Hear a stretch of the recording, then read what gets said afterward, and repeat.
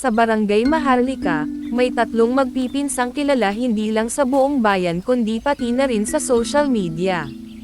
Sina Raven, Diego, at Marco, magkakaedad, magkaka-gym, at magkaka-hypebeast. Palaging nakamotor, laging may pa-vlog, at kung mag-post sa TikTok, akala mo mga artista. Pero higit sa lahat, mayayabang sila. Sa gym, sila ang pinakamaingay. Sa basketball court, sila ang laging bida kahit puro airball. At sa barangay, walang sino mang makakapalag.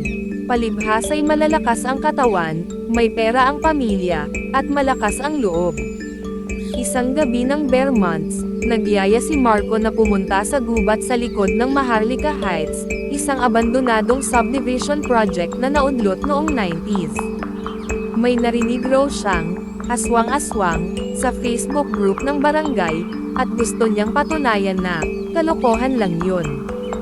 Mas mahigit, mga pare, tara, pa-content tayo.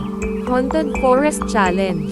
Gagawin nating prank tapos pa-TikTok din, ani Marco habang nakalive sa phone. Mas mahigit, wala namang aswang. Kung meron man, baka matakot pa sa katawan ko. Sabay flex ni Diego. Mas mahigit, basta ako, pag may nakita akong aswang, sasapakin ko. Dagdag ni Raven, sabay tawa ng malakas. 11:11 ng gabi, sa gitna ng katahimikan, nakarating sila sa dating gate ng Maharlika Heights. May mga lumang bahay, kalahating tapos, balot ng damo at alikabok. Tahimik, walang kahit sinong naroroon, o yun ang akala nila.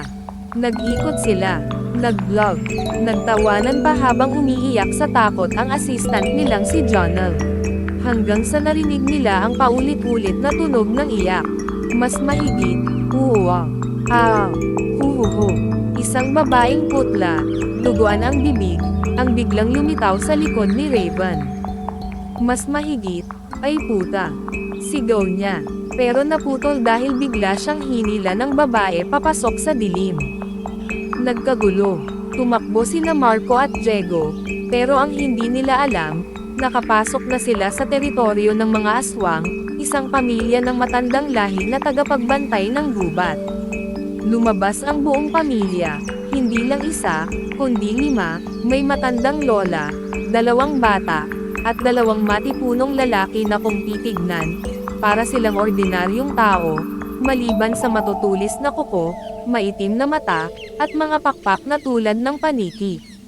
Mas mahigit, pinili niyong magyabang sa lugar na hindi inyo, wika ng matandang aswang. Ngayong gabi, kayo ang hapunan. Ngunit di rin basta susuko ang magpipinsan.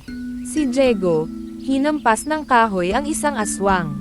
Si Marco, kinuha ang helmet niya at pinukpok ang isa sa ulo. Napaurong ang mga aswang, ngunit sandali lang yon. Lumipad ang matandang lola, kinagat si Jonel sa leeg. Si Raven, hindi pa rin makita. Gamit ang cellphone flashlight at camera, pilit nilang hinahanap ang daan palabas. Pero ang gubat, nagbago ng anyo. Wala na ang dating daan. Nakaliligaw. Habang nagtatago sa ilalim ng sirang SUV, napanood nila sa camera footage na si Raven, isa na ring aswang. Nahawa na siya, at siya na ngayon ang nanghahanap sa kanila. Mas mahigit, tol, baka wala na tayong uwian, ani Diego habang luhaan. Di na to content, mas mahigit, ang yabang natin, hindi natin alam, may totoong mas malakas pala sa atin, sagot ni Marco. Nakita silang muli ng pamilya ng aswang. At sa huling eksena ng video na naipost sa kanilang TikTok, na umabot ng 3.5M views kinabukasan bago ito binura, makikitang humihingi sila ng awa. Wala nang update sa kanila matapos ang gabing iyon. Pero sa mga gabi ngayon, may mga kabataan na nagsasabing nakikita raw nila ang 3 lalaking nakaitim, may pula ang mata, at laging nakamotor, pero walang tunog ang makina, at lumulutang sa ere. Aral ng kwento, ang yabang, hindi laging lakas. May mga lugar, may mga nilalang, At may mga gabi na ang tahimik ay mas ligtas. At ang totoong lakas, hindi ipinagyayabang, dahil ang tunay na panganib, hindi rin nagpapakilala.